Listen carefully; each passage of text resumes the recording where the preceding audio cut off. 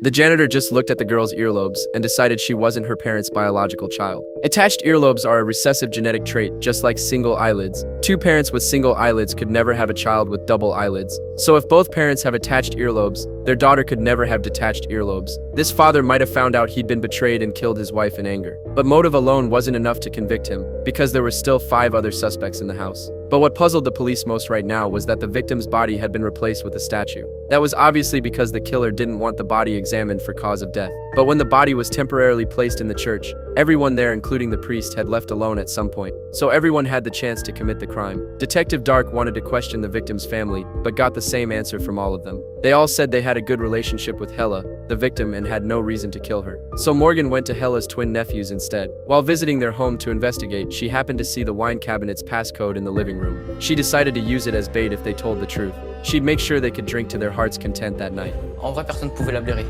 Surtout mamie. Hella had once argued with her mother-in-law because the old woman wanted to buy her younger son Jack an apartment, but didn't want to pay for it herself. She wanted the whole family to chip in. When the police started digging into this, Jack quickly changed the subject. That day, while he was golfing on the balcony, he heard Hella and his sister Lisa arguing loudly, apparently over a reimbursement issue. Morgan almost burst out laughing when she heard that she hadn't expected that just one wine cabinet passcode could get the whole family fighting. When Lisa's husband saw his wife being questioned, he said that on that day, while making a phone call downstairs, he saw the priest come out looking very serious. That was usually the time Hella went for confession. He guessed the priest had heard some secret, but the priest was very professional. He wouldn't reveal confession details to anyone, not even to the police. But the twin brothers happened to be right next door to Hella, and they vaguely heard a little bit.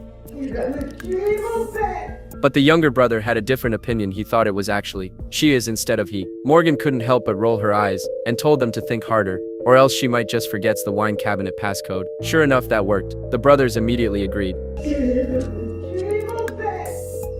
And this Siri was actually their cousin, the same girl from the beginning with the detached earlobes. So was she actually the killer?